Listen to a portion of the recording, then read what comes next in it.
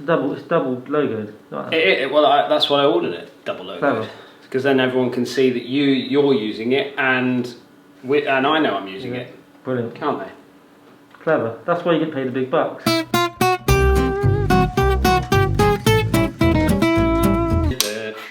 Oh, dun dun.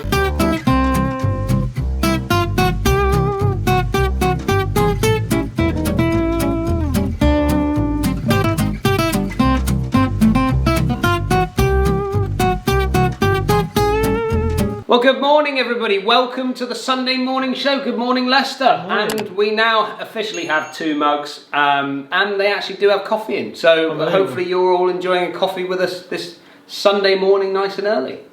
How has your week been? Good. Yeah. Busy, well, I say every week, but been busy. But we managed, didn't we? Managed to get half an afternoon off, late afternoon. I took a bit more time off, but then you joined me after. I rushed down to Felston, so we did a bit of vlogging down at Felston. So we have been down at Felston Golf Club this week, and we've done a course vlog round there. We have, with my brother and Will. Yeah. And we'll do an introduction of Will, which you guys have all seen Will, because he's been doing some short game bits with me. And he's also been on other channels as well, hasn't he? And... Lesser channels. Lesser channels. And he was actually on the Friday, this week's Friday one, when we did the little practice around the short game. That's Will. So Will played, obviously, with us in the course vlog. We won't give anything away, but... If ever there was a six-part, that you've got to stay tuned in on, this is it. But Felston, beautiful. I would say if you put the top 10 YouTube moments on vlogs up, that's up there. Well, it was a full-on scratch match, so all playing off scratch. Yeah. Obviously, scratch golfers anyway. 3 pros and Leicester, who's basically a pro.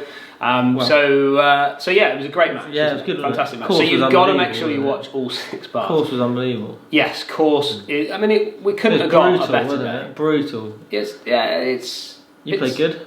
Yeah. Well, we all played all right in areas, didn't we? Did we? Yeah, we did. Yeah. I didn't. I found it hard. So I hope you've all enjoyed the St Mellion this week. Brilliant. Did you enjoy it? Yeah, I think your editing and your production went up another level. It's been, but that's because Paul's in it. He is turned into Stephen, isn't he? We call him Stephen the whole way around. Steven Spielberg. Just put the camera over there. When you get it from this angle, he loves it. Paul is now officially involved with the channel. He's nominated himself as Director of the Year, hasn't he? I mean, obviously you 2 are close, but I've always found him slightly annoying. Well, you have as well, but he was more annoying than ever, telling you what to do. I don't know how you were so calm and okay, Paul. Yeah. Whereas I'd have been like, shut up. Like, what do you know about editing? You've been on here for like 2 videos, and you only think you're like, just taking over on him. But yeah, so the St Mellion one, really good fun, and hopefully you picked up a few things from that. It was well received. There was so many positive comments. So moving forward, you're there next week, aren't you? That's where. Well, we're at Forest of Arden this week coming. So tomorrow, Paul and I go to the Forest of Arden. Yeah, I do. So that'll be the start of that. And I've got something exciting for you. Oh yeah. They have officially arrived. No, They have officially arrived. We've been waiting for these for what? A while? We have been waiting a couple of weeks for these, but they've now officially arrived in a box, and they are now ready to get out. Oh, hello. On the market. And I know you've been inundated with people wanting to get hold of them. So we've now got them available. So you're going to contact Leicester. I'll put all the contact details. We haven't decided the price. We haven't decided the price yet. But we won't do that until off camera. No. And I've got an idea of what they should be. But I'll put in the description a link to obviously Leicester's information. It will have his email address and things, so you can contact Leicester and he can start getting those out to you. So you can have a coffee with us. They are a limited edition. We haven't got many, have we? No, we haven't got many. We've gone for a limited amount to get going. And we've gone for a little bit better quality than the old cheap one that's not going to last. So hopefully they will last. The original ones that we had as demos weren't great, but they were just an idea. So we've upscaled them a little bit for you. First question for this week. Go on. So this is from Andrew Johnson. Now Andrew actually he comments like all the time. So hello, Andrew. I recognise the name. So this is from a question from last week, and he's put here.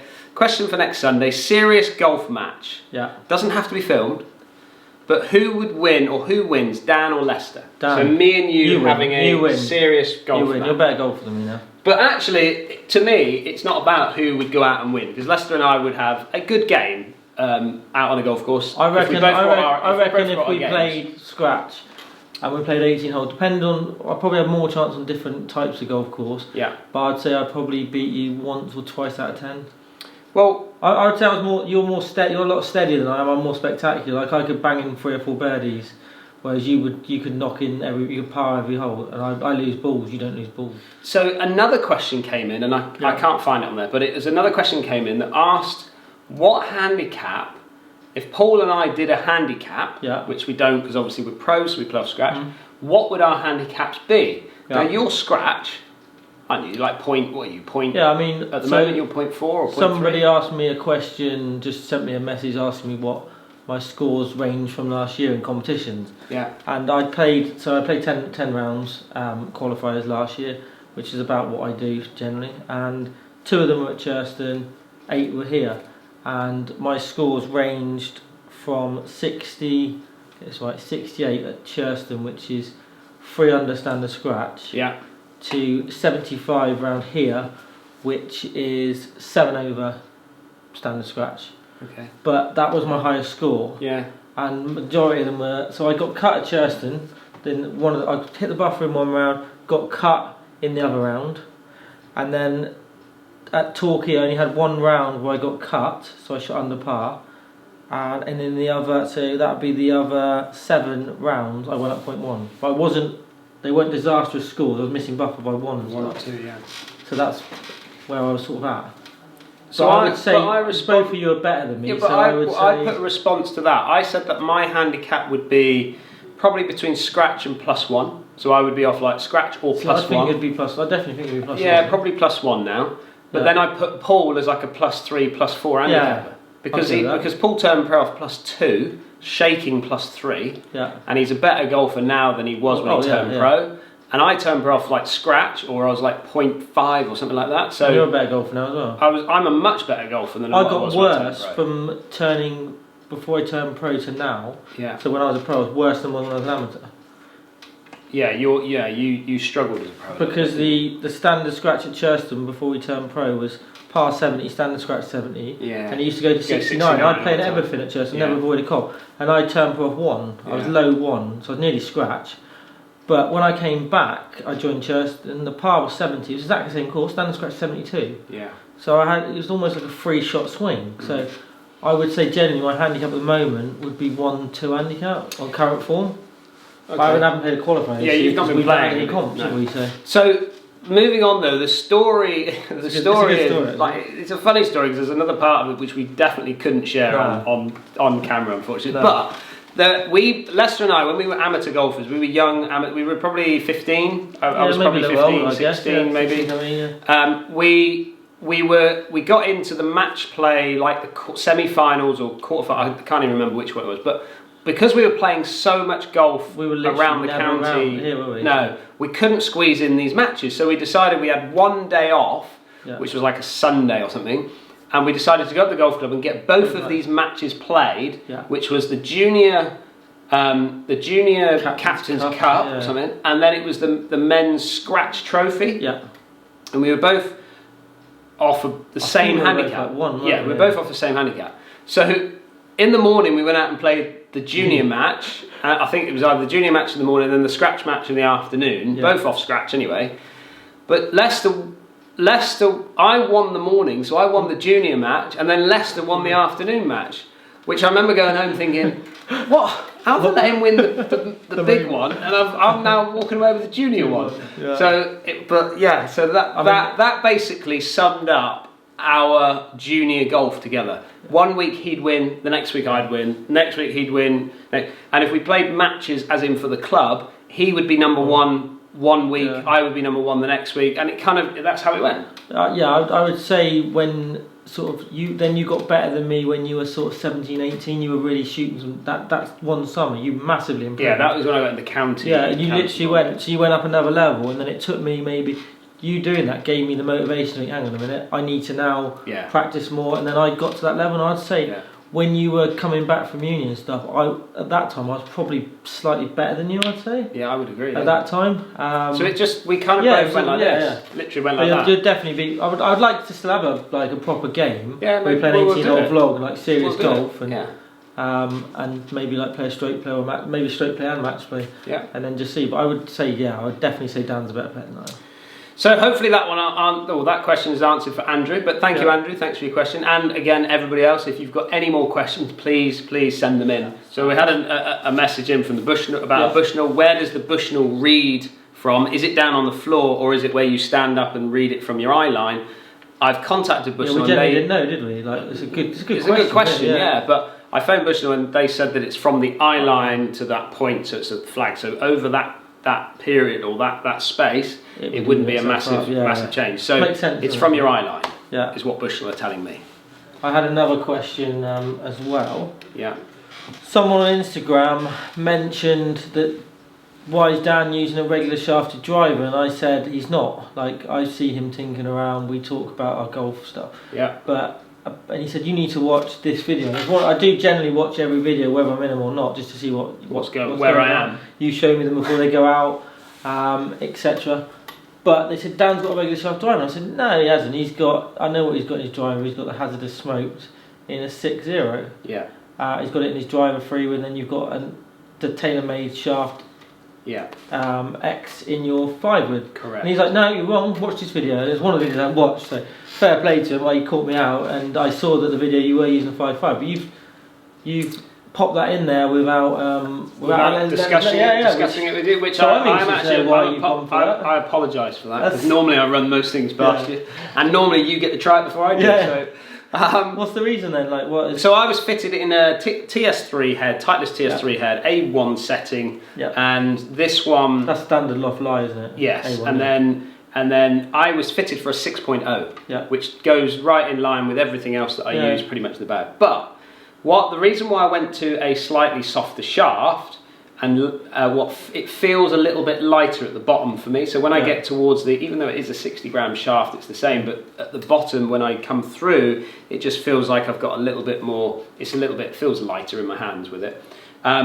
Is it to help you because you do shape the ball generally with your driver, a lovely little draw, don't you? A little right to left. Yeah. Did you feel like you could move more with that shaft, or? Correct. Not really. No, it's more towards the end of the round. I get a bit tired. Yeah. And sometimes I just feel that I just felt like a slightly lighter shaft, slightly softer shaft, really more is what it is. You don't lose it left or right even. Like, I wouldn't. No. If you hadn't have said to me it wasn't announced that you'd changed your shaft, I'd have been like, oh, it's the same club, because there's no, for me, like watching, and we playing quite a lot of golf together and stuff, I can't see any visual difference between hitting that to the other one. No. Like, so it's more of a feel thing for me.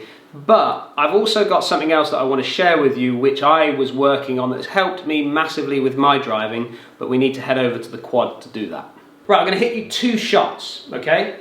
First shot is going to be the kind of old swing that I used to do in order to find fairways, which is hitting down on the golf ball a little bit as I come through, handle pushed forward here as I come through the shot, which is what I see with a lot of golfers. So, first shot, handle forward, hitting down on the golf ball is what the old feeling was. A little bit squeezy. That's a perfect little ball there, a little bit off to the right hand side. So that was my kind of old shot. A little bit down the left, fading back towards the target. So if you look at these numbers here, angle of attack 2.3 down on the ball, path pretty good, face pretty neutral and a decent strike. Launching at 8.6 and spinning it at 2.9. So I've actually hit a decent shot, but I've only carried it 244. So for me to do that shot, what was happening is I was leaning the handle forward, and I see this with a lot of golfers, is they lean the handle forward with the driver. Okay, remember this is not an iron, this is trying to hit up on a driver that's sat up 1.5 inches off the deck. So handle forward, and then a lot of people leave the club face open, generally heel strikes, and then they see big banana cuts off to the right hand side. Now, what I want to try and do, I want to try and get the feeling like I can hit more up on the ball. Now, in order to do that, at setup what I do is I just feel like I tilt my right shoulder down a little bit, so instead of being quite centered over the ball, I feel like I'm tilting back down here. And then the sort of key ingredient is to get the feeling of the club to take over my hands as it comes through. And in order to do that, I feel like my right hand doesn't roll, so we're not closing the face down.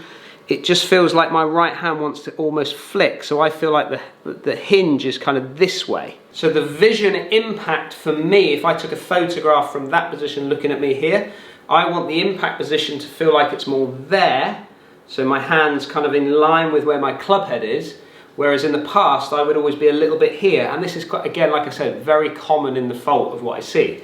Now, by me going into this particular shaft, it just felt, certainly later on in the round when I got a bit tired, that I could really feel the right hand allowing that club head to catch up. So I felt like I had a little bit more control of the club head to be able to get it to take over my hands and then hit up on the golf ball as I come through. So interesting for me, when I've played golf with you recently, I've noticed more distance, obviously, but I haven't noticed the ball going higher or the trajectory changing. So yeah. So how's that occurring? So generally what I found was that the peak heights would stay pretty much the same with both of these swings, but they got there in a slightly different way. Okay. So with the one where I'm hitting down on the golf ball, it was launching lower and then obviously spinning a bit and then rising up as it comes through. Whereas the one where I kind of feel like I'm hitting up on it a little bit more, it launches a bit higher but peaks out about the same. So when you're on the golf course, you won't see it changing massively, but it's just a different way in them getting to those peak heights.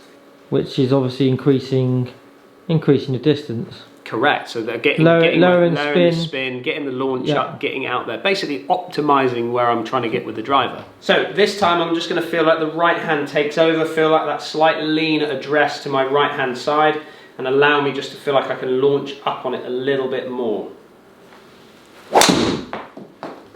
Just turned it over a fraction that time, but much, much better. I'm now hitting up on the ball, whereas I was hitting down on the golf ball, I'm now hitting up on the golf ball. Path, pretty neutral, pretty much the same there as well. Spin there, 2.6, so I've reduced the spin and my carry's gone up from 244 up to nearly 260. So I've gained, what's that, 15 yards, something like that. And then everything else staying pretty good. If we look at the launch, I've gone from, 8 to now 10.5. So just a simple little feeling of trying to get that club head to take over, don't lean that handle forward too much, can really help with getting that hitting up on the ball motion and getting the ball to launch up a bit higher off the get-go. So hopefully that helps you with your driving. Hopefully we'll be able to send it out there a little bit further. It certainly helped me with my driving. I hope it helps me because after Felston I need some help with my driving. Well, we're going to have a little look at your driving, aren't we? Yeah. So what else have we got on this week then? What are you up to? Obviously I'm away. Yeah, so I've got 5 straight days in the shop from Monday. Yeah. Which I don't mind, but it is long days at the moment. Yeah. So there won't be much filming going on next week purely because I'm going to be away. Sorry? We've got a little bit in the bank, yeah, and we're doing some edits on those. Yeah. But I'm going to be away now, as like I said, tomorrow up at the Forest of Arden with Paul. Yeah. So wishing Paul all the best of luck in the tournament coming up, and hopefully I will be there all week, as in make the cut on the Friday and get through to Saturday. But you've got some videos coming of that, haven't you? So we've got, Paul and I did a course vlog. So we're going to run that through this week for you, which is basically based up at Forest of Arden in a practice round that we did. So that should be fun. Just one more thing. Go on. Paul's birthday, right? Yeah. Last week. On his birthday, so his 41st birthday, and by the way, I'm 2 years younger than him. Everyone keeps thinking he's the youngest. I'm 2 years younger. What about Lee? When we did the challenge video on Tuesday, I think it was like Tuesday, and it was like, it's good to see Dan put the 2 whippersnappers in place, whereas I'm older Lee than you. is the youngest. You're the oldest. Right, then me then. But anyway, Paul is 2 years older than me, alright? But on his birthday, he goes out, plays in his first tournament of the year, which I think has been great because it leads up perfectly to this. Yeah. He has a hole-in-one on his birthday, right? He equalled the course record, his own course record at this course. Yeah. But he finished bogey to equal it. No. So that is funny. That's what you do on your birthday, isn't it? Is that what you do on your birthday? So there you go. Bogey. Where was that at? Predator. Cool. Yeah, bogey finish. Where was his holding one? Don't know which one. So, did he win the event? Yeah. Imagine that. In fact, Will was second. Was he? Will was second. So yeah, he won the event. So that's what you do. Those boys are in a bit of form, but Let's see how they got on against us. Exactly right. So there you go, there's the end of our Sunday morning show. Obviously, as we've said before, keep sending in your questions. We hope you have a fantastic weekend, and we'll see you all again next week. See you next week. See you next week.